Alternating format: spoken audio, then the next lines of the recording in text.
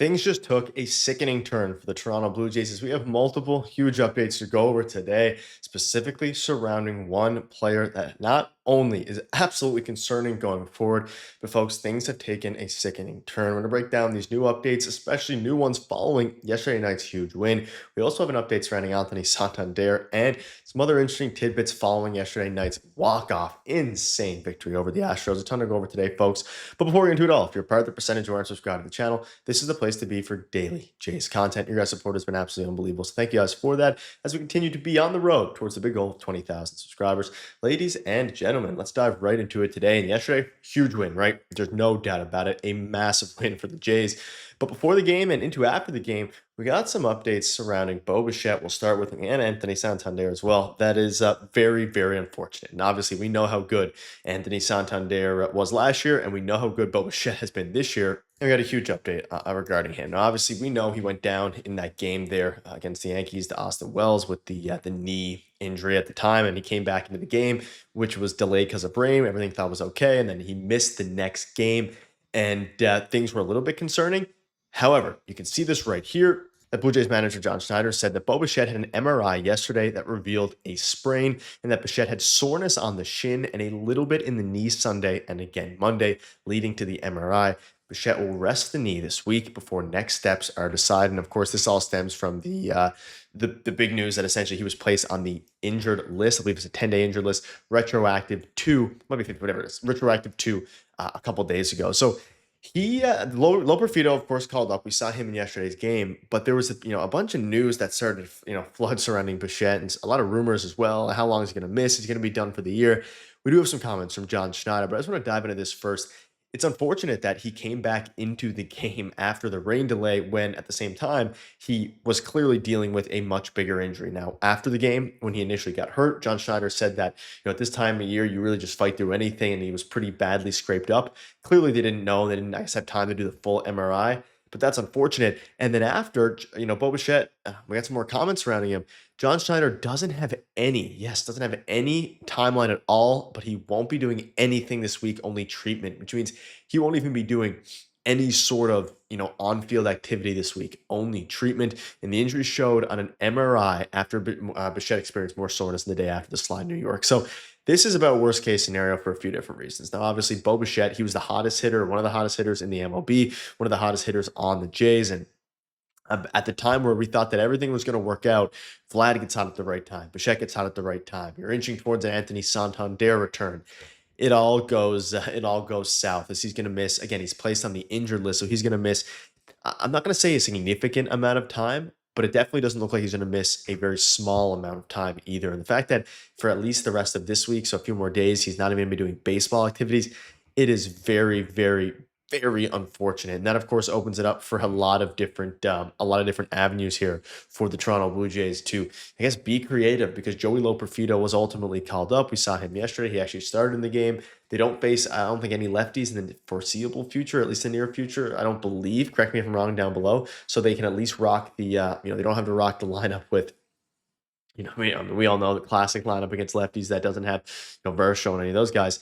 They will, it should be, okay. And yesterday night's win kind of is the, epitome of that. But boy, oh boy, does it suck real bad to have Bichette out for what's seemingly going to be somewhat of a long-term issue.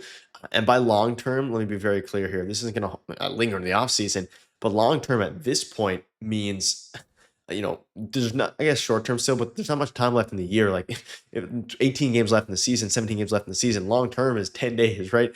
And he's going to miss the next two series. Hopefully he will, get better soon. And you can see here for Keegan Matheson, given how this day started with the Bichette news and how the first 8 innings of the game yesterday went, it's on the very short list of the biggest wins talking about yesterday, but it all floods into how important Bichette is for this team. I mean, 840 OPS this year, MVP, candidate, a finalist maybe, probably won't win it. I mean, definitely won't win it, but just a fantastic year for him. And hopefully it's not over. Hopefully he can continue to rehab and come back for the last few series against the Rays. And then ultimately, I mean, the big goal here is the playoffs. And I think he'll be good for that. Now, let's dive into a couple other things here because speaking of, players here, you can see here that Anthony Santander, who was supposed to play for the Bisons today slash yesterday, didn't actually play, and that's because his back tightened up on him yesterday.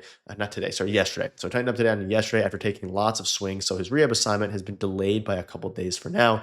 Jays still hope he returns this season. Hopefully nothing crazy, John Schneider said. He was just swinging a lot, back kind of locked up on him a little bit. So this isn't an issue with his swing. This is now an issue with his back again, which, I mean, it was a flurry of bad news. It went from Bichette being injured to, Anthony Santander being set back. The team needed a little bit of uplift, and thank God they won that game yesterday because the Yankees also lost. Red Sox won, but the Yankees lost, and you're 3 games up in the AL East on them. Technically 4 with the tiebreaker. For Santander, like, he's been out for so long that it almost seems like he's never gonna make the, never make the jump to the big league club this year.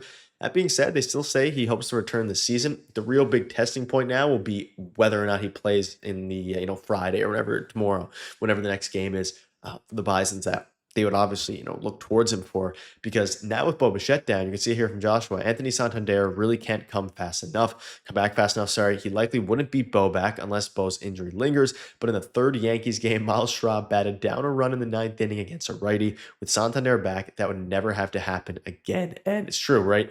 You can really see the value of a guy like Anthony Santander in a time where they're missing a lot of players. And obviously, again, he's felt lower back tightness. Hopefully, it'll just be a couple days. That's obviously, the goal.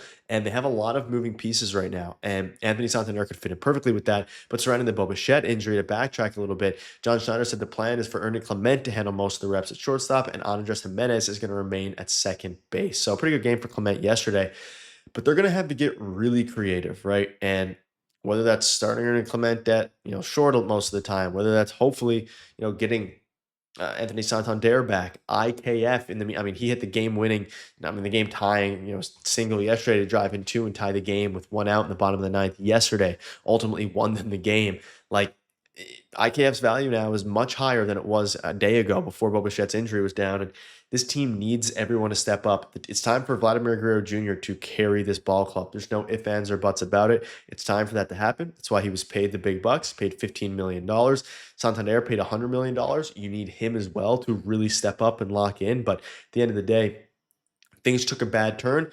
You have to just bounce back. Injuries are all around baseball. Buck Martinez was talking about it yesterday. Like, the Yankees are dealing with some injuries, but the Red Sox, Roman Anthony, the Astros, Luis Garcia, hopefully, prayers up to him. Hopefully he's good. He's second start back in 2 years and he gets hurt again, right elbow. So hopefully, he's going to be okay. But everyone is dealing with injuries this time of year. It's how you step up. It's how you bounce back.